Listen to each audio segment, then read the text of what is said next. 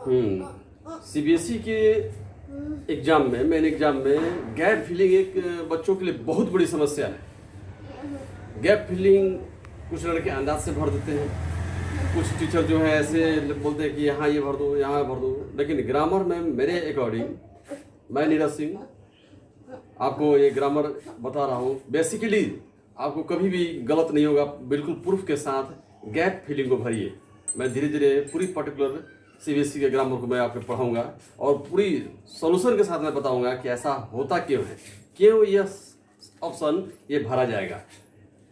चलो आइए हमारे पास, मैं कुछ एग्जांपल मैं आपको दे रहा हूँ अभी।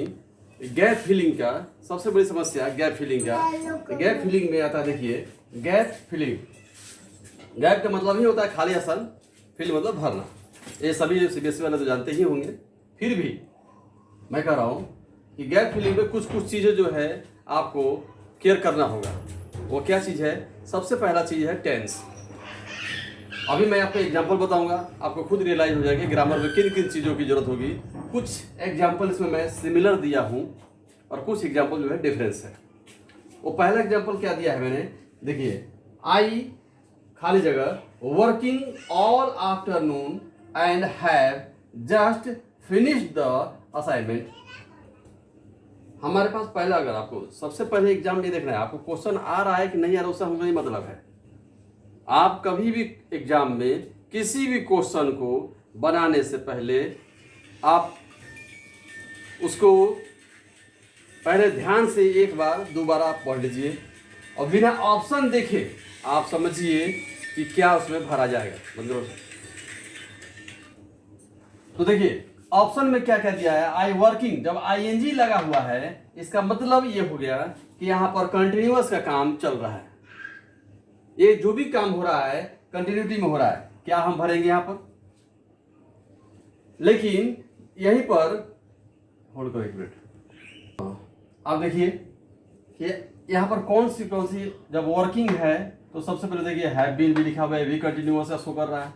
हैड भी लिखा है, ये भी कंटिन्यूअस का शो कर रहा है। सेल भी कर रहा है, ये भी कंटिन्यूअस का शो कर रहा है। और एम भी लिखा है तो ये भी कंटिन्यूअस का शो कर रहा है। इस सबसे बड़ी समस्या ये आ गई कि हमने अभी थोड़ी देर पहले बोला कि आप कंटिन्यूअस का काम हो रहा है, कंटिन्यूअस का जो है हेल्पिंग वर्ब इसमें भरा जाएगा। लेकिन सारे जो है इसमें कंटिन्यूअस का ही है, तो हमें क्या करना चाहिए। तो अब आगे देखते हैं कि भाई देखिए बीन लगा हुआ है, ये भी बीन है, ये भी बी है। तो ये जो है जहां भी होता है परफेक्ट कंटिन्यूअस का है, ये भी परफेक्ट कंटिन्यूअस का है। ये प्रेजेंट का है, ये पास्ट का है। तो अब इसमें समय देखेंगे कि समय है या नहीं। तो देखिए यहां पर लिखा हुआ है ऑल आफ्टरनून। जब यहां पर ऑल आफ्टरनून की बात आ गई, समय की किसी भी सेंटेंस में अगर समय की बात आ गई तो समझिए कि आपका वहां पर कोई भी जब भी हेल्पिंग वर्ब भरा जाएगा तो होगा 4 नंबर का, चाहे प्रेजेंट का या पास्ट का। अब यहां पर देखते हैं कि क्या है। यहां पर हैड भी नहीं भर सकते क्योंकि ये प्रेजेंट का शो कर रहा है, इसलिए हमको मजबूरन में यहां पर हैव बीन भरना होगा।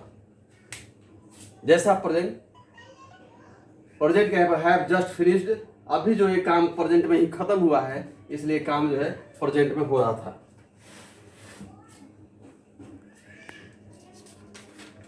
उसके बाद अगला सेंटेंस है, ध्यान से पढ़ेंगे, 1 से 2 बार सेंटेंस को पढ़ेंगे कि रोहन खाली जगह the movie before he read the review.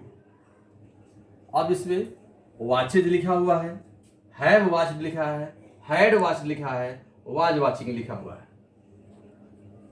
तभी देखिए 2 सेंटेंस यहां से जुड़ा हुआ है, यहां से 2 सेंटेंस जुड़ा हुआ है। देखिए यहां से ये अलग सेंटेंस हो गया, ये जो है अलग बिल्कुल सेंटेंस ये हो गया, आप बोल सकते हैं ये अलग हो गया रोहन द मूवी।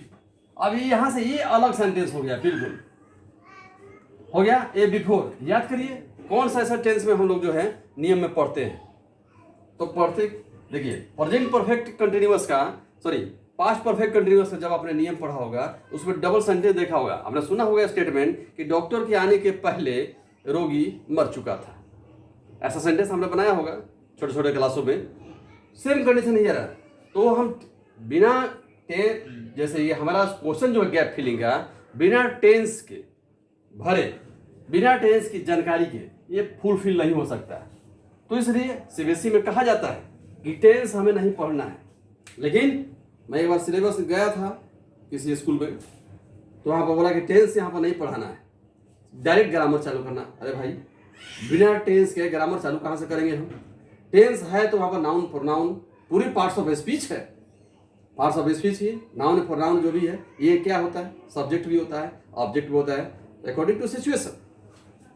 खैर छोड़िए, अभी मेन पॉइंट की बात करते हैं कि रोहन, अब यहाँ पर देखिए कि ही रीड जो है यहाँ पर, ये रीड के अब तीनों फॉर्म जो होता है ना, ये क्या होता है? एक ही होता है। आपको लग रहा होगा कि V1 है, लेकिन ऐसा है नहीं। जब इस तरह का पोजीशन को दे दिया गया, अगर V1 होता तो क्या होता है? यहाँ पर S दिया रहता, क्योंकि ही रीड्स होता, लेकिन ऐसा है नहीं। इसलिए हम इसको क्या समझेंगे कि ये V2 है। ठीक, तो जब ये V2 में परिवर्तित हो गया तो इसका मतलब कि आने वाला जो भी होगा हैड से प्रयोग होगा। हमने पहले बताया आपको कि जब ये रीड, अगर कुछ लोग कहेंगे कि रीड जो है सर ये V1 है, तो V1 कैसे होगा? ये आपने देखा कि ही, जब ही सी इट और नाम के साथ में आपने बचपन में पढ़ा होगा, ही सी इट और नाम जब भी होता है तो वर्ब के साथ में एस लगता है, लेकिन ऐसा है नहीं। तो इसका मतलब नहीं है, तो हमारी बात सत्य हो गई। अब यहाँ पर क्या हुआ कि ही रीड, जब ये V2 में है, तो जब ये V2 हुआ तो ये हैड वाला ऑप्शन जरूर यहाँ पर लागू होगा, इसकी फुल गारंटी है। चाहे कोई भी आप सेंटेंस उठाकर देख सकते हैं। तो यहाँ पर ऑप्शन कौन सा है? ए में है वाचिज, बी में है वाचिज, सी एकदम डेफिनेट आप कह सकते हैं कि ये जो है गारंटेड सही है, इसमें किसी भी तरह का संदेह नहीं है। आप इस नियम को याद कर लीजिएगा। अपना कमेंट जरूर करिएगा कि कैसा हमारा वीडियो लगा, और प्लीज लाइक और सब्सक्राइब जरूर कीजिएगा। थोड़ा सा इससे अपना मनोबल जो है मजबूत होता है। मैं आपको विशेष सभी तरीके ऐसे बता दूंगा, एक गैप फिलिंग जो है आपका छूटेगा नहीं, बल्कि आप किसी और को बताएंगे। हमारा रेगुलर अगर वीडियो आप देखेंगे तो इस तरह की समस्या से आप डेफिनेट निजात करोगे, और आप 100 में 3 ऑप्शन आएंगे आपके एग्जाम में, तो तीनों में तीनों आप मार्कर ही आओगे, इसकी गारंटी है। आप इसको आप कहीं और से जस्टिफाई कर सकते हैं, आप भी कहीं और बना सकते हैं। चलिए आते हैं। तो ये भी क्लियर हो गया, फर्स्ट भी क्लियर हो गया, सेकंड भी क्लियर हो गया। अब आती है थर्ड की बात। अब इसमें लिखा है कि he blanks in the states but he still does not have a command over the English language. बहुत बड़ा ऑप्शन क्वेश्चन दे दिया भाई, इतना सारा बड़ा क्वेश्चन कैसे पढ़ूंगा मैं? फिर से एक बार पढ़ लेते हैं। He blanks in the state but he still, देखिए सेंटेंस कट रहा है यहाँ से, ही इन द स्टेट कटा यहाँ से, ये क्या हो गया? ये आपका यहां से ये कटा, ये सेंटेंस कटा यहाँ से, ये कंजक्शन है। बट कंजक्शन में आता है सेंटेंस को जोड़ने का जो काम, जो वर्ड सेंटेंस को जोड़ने का काम करता है वो कंजक्शन होता है। ठीक है, अब यहां से कटा, उसके बाद ये बट जो है कंजक्शन है। अब यहां से नया सेंटेंस चालू हुआ, ही still does not have a command over the English language. क्या है ये? अब इसका मान लीजिए सपोज आप ही के जैसा मैं बैठा हूं, हमारे द्वारा आप पढ़ाए गए हैं, लेकिन उसके बाद भी आपको नहीं समझ में आया, हमने कुछ और पढ़ाया यहाँ पर, सबका अर्थ हो सकता है कि आप दिमाग में आके सर जो है अपने एग्जाम्पल जो सिंपल ले लिए हैं, और हमें भैया वहां पर पढ़ने कोई ऐसा एग्जाम्पल आ जाएगा जो कि आपको समझ में नहीं आएगा, तो क्या करेंगे हम? क्या भरा जाएगा? तो ये आपको भराएगा कि पहले देखेंगे कि किस सिचुएशन को शो कर रहा है। ये प्रेजेंट का है, पास्ट का है, फ्यूचर का है, कहाँ का है, ये पहले हम उसको पता करते हैं। तो लिखा है क्या कि he in the state but he still does not have a command over the English. अब मान लीजिए कुछ ऐसा, हम यहाँ पर आपको हिंदी बता दिया और एग्जाम में गए, कुछ ऐसे वर्ड आएगा जो आपका पूरी तरह से कंप्लीटली हिंदी बन नहीं पा रहा है, तो आपका अर्थ गड़बड़ा सकता है। तो पहले हम आप ही के जैसे इस चीज को बड़ी इजीली से डील करेंगे। कैसे? English to English. अब देखिए यहाँ पर ऑप्शन को थोड़ा चेक करते हैं। अभी तो ये प्रेजेंट को शो कर रहा है नहीं, इन the state but he still does not. Does not का क्या होता है? डज और हैज, दो हैव सब जो है प्रेजेंट का शो करता है। तो ऑप्शन में क्या लिखा है इसमें कि लिखा है कि हैव बीन लिविंग। भैया ही के साथ में हैव बीन लिविंग आता है क्या? नहीं ना। फिर आते हैं हैज बीन लिविंग, हाँ हो सकता है, हैज बीन लिविंग हो सकता है। उसके बाद सी ऑप्शन देता है हैव लिव्ड। तो भैया ये चीज निकालिए कि जब ही जब यहां पर है तो ही के साथ हम लोगों ने हैज ही पढ़ा है। अब देखिए आपके अकॉर्डिंग मैं बता रहा हूं, मैं आप ही की जगह पर बैठा हूं और ये हमको हिंदी नहीं करने आ रहा उसको, बिल्कुल सर छोटा सेंटेंस हो तो मैं कर लूं, जैसे ही आई वर्किंग ऑल आफ्टरनून, ये बात तो समझ में आ रहा था। Rohan the movie before, Rohan had the movie जो भी वॉच्ड बिफोर। लेकिन ये जो सेंटेंस बड़ा सेंटेंस है इसका हिंदी हम कैसे करें, इसलिए मैं मिश्रित सेंटेंस लिखा हूं। तो ये क्या है कि हमने यहां पर आ ही लिखा हुआ है, तो कभी कभी क्या होता है कि क्वेश्चन नहीं समझ में आए तो उसके बाद तुरंत 2 बार जो क्वेश्चन जरूर हम पढ़ेंगे, लेकिन उसके बाद हम ऑप्शन को भी पढ़ेंगे। ऑप्शन से कभी कभी हमको पकड़ में आ जाता है। तो हाँ, दोनों डिफिकल्ट बहुत रेयर केस में होता है, बहुत रेयर केस में। नहीं तो आप आइए ही के साथ में हमने हैज प्रयोग हो, तो आप डेफिनेट बोलेंगे कि नहीं भैया हमको ही के साथ में हैज का प्रयोग कहीं पढ़ना सिखाया ही नहीं किसी ने। चलिए आते हैं ही के साथ में हैज का प्रयोग, डेफिनेट इसको रोक लेते हैं, होल्ड करते हैं अभी। उसके बाद क्या होता है, ही के साथ में फिर हैव लिखा है तो इसका मतलब ये भी डेफिनेट खत्म हो गया। और ही लिविंग लिखा हुआ है तो लिविंग डायरेक्ट कभी नहीं होता है, जब भी होगा तो ईज आर एम या वाज वेयर के साथ होता है। जी। अब आते हैं नंबर, ये तो हो गया आपका कि हैज बीन लिविंग, एकदम पक्का लग गया ना कि ही के साथ में हैज बीन होता है, हम डेफिनेट काट दिए। ऐसा कुछ नहीं लगे आपको कि सर बता रहे कुछ और निकल रहा है कुछ और, ऐसा नहीं है। आप कभी कभी क्वेश्चन को भी पढ़ना, इसीलिए मैं इस थर्ड जो क्वेश्चन दिया हूं थोड़ा सा डिफर दिया हूं, ताकि मान लीजिए सर इसका हिंदी बताइए। हिंदी हम लोग भाषी जरूर हैं, लेकिन हर चीज हिंदी से सोच करके काम करेंगे तो कभी भी हम इंग्लिश के पास तक पहुंच कर नहीं जाएंगे। इसलिए हम जो है इजीली कभी कभी इसका ऑप्शन भी देखना पसंद करते हैं। ऑप्शन देखेंगे तो हमें आसानी से इसका भाव को पता चल जाएगा, जैसे मैंने आपको अभी बताया। अगला क्वेश्चन 4 नंबर बता रहा है, ध्यान से देखिएगा। By the next month we sell, ये तो कॉमा दे दिया यहां पर, बाय द नेक्स्ट मंथ। यहां पर क्या हो गया, ये यहां पर आपका हो गया कि ये अलग सेंटेंस हुआ कि नहीं? बाय द नेक्स्ट मंथ ये अलग सेंटेंस हुआ। वी सेल, अब वी सेल दिया है, बात तो सही, आई और वी के साथ हम लोगों ने सेल का पढ़ा। चलिए आगे देखते हैं। द प्रोजेक्ट, अब इसके साथ क्या चीज की कमी हो रही है, यहाँ पर गैप जब दिया हुआ था क्या हमको भरना है? चलिए ऑप्शन में देखते हैं हम लोग। भाई सेल दिया है तो सबसे बड़ी चीज हमको अब बिना ऑप्शन देखे ये दिमाग में लगाना होगा कि सेल जब दिया होगा तो इसके साथ आने वाला वर्ब मॉडल वर्ब। एक बात याद रखिए, मॉडल वर्ब चाहे कंडीशन कुछ भी हो, कैन का कुड हो जाए, सेल का शुड हो जाए या सेल ही रहे, हमेशा इसके साथ आने वाला मेन वर्ब V1 होता है। मेन वर्ब कौन कौन सा? जैसे जिस शब्द के अंत में ना लगने से कुछ अगर उसका शाब्दिक अर्थ बन जाए तो समझना कि वही मेन वर्ब है। तो आप कह सकते हैं सर पढ़ना हो जाएगा, नाम हो जाएगा। नहीं, मैंने कंप्लीटली बात पूरा नहीं किया अभी, मैंने बात अभी खत्म नहीं किया है। आपको मैं बता दूं कि वो नाम छोड़ करके, कोई भी नाम को छोड़ करके अगर उस शब्द में ना लगाने से अगर उस शब्द का अर्थ बनता है तो वो मेन वर्ब होता है।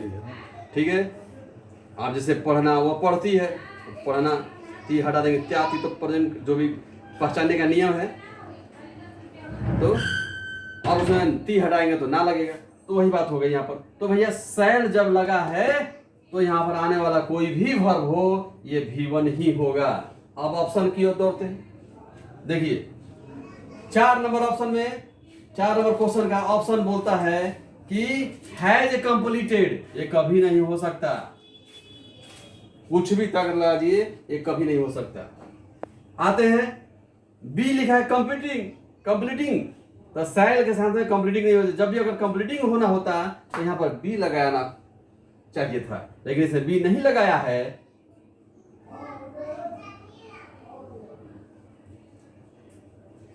तो क्या भरेंगे हम?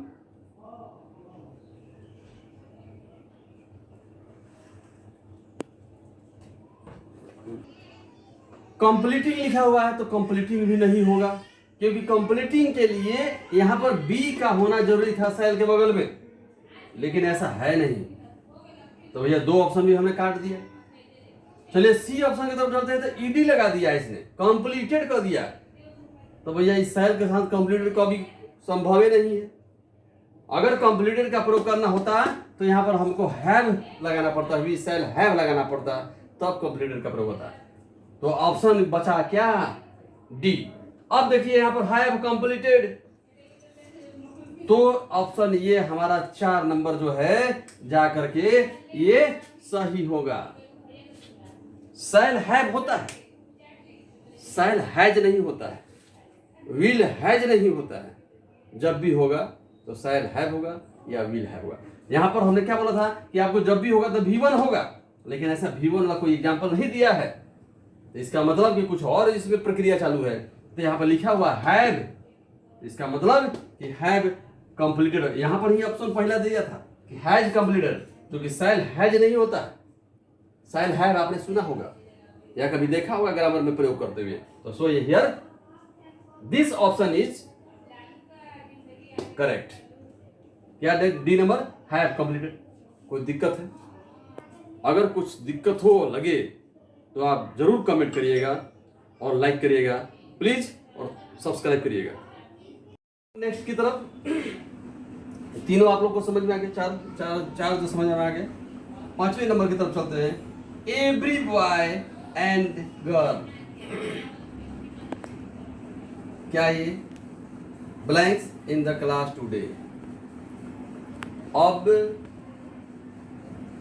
बात आ गई एवरी बॉय। आपको लग रहा होगा कि एवरी बॉय मतलब प्रत्येक लड़के की बात हो गई एकदम। अब इसका ऑप्शन पढ़ेंगे हम, कंफ्यूज हो जाएंगे कि भाई एवरी के साथ में आर का लगाएं कि ईच का लगाएं कि हैव का लगाएं। तो दो ऑप्शन दोनों का है। देखिए आर का प्लूरल में है तो ये भी है प्लूरल में है, ईज है सिंगुलर और हैड सिंगुलर प्लूरल दोनों में लगता है। क्या करेंगे? एक बहुत बड़ी समस्या है। तो मैं आपको एक शॉर्ट तरीका बता रहा हूं आपको। ईच और एवरी जब भी कहीं एज ए सब्जेक्ट के रूप में रहे तो आपका आने वाला वर्ब हमेशा सिंगुलर में रहेगा, कंडीशन कुछ भी हो। अब इस बात को याद रखना और आज आप गिरह बांध कर रख लो कि कभी भी ईच और एवरी सब्जेक्ट के जगह पर कभी भी आए, उसके साथ कितना भी कुछ भी रहे, लड़का लड़की औरत कुछ भी सब रहे, every boy and every girl and every boy, जो भी बच्चे सब रहे, फिर भी आपको घबराना नहीं है, उसके साथ सिंगुलर ही भराएगा। तो चलिए सिंगुलर वाला क्या भरते हैं इसमें? आर जो है हमारे अकॉर्डिंग, नियम के अकॉर्डिंग, हमारे अकॉर्डिंग नहीं, ग्रामर किसी के अकॉर्डिंग नहीं चलता, उसका खुद का अपना रूल है, और वो भी आपको परफेक्टनेस के साथ। तो आइए यहां पर देखते हैं कि आर प्रेजेंट नियम के अनुसार गलत हो गया। बी जो है इज प्रेजेंट, ये हो सकता है, इसको होल्ड करके रखिए कि ऑप्शन भी पढ़ना है। अब इन्हें आप मार सकते हैं, ऑप्शन कर दिया। दूसरा को हम मार सकते हैं, अब इसमें कोई डाउट नहीं है, लेकिन फिर भी हमें पढ़ना चाहिए।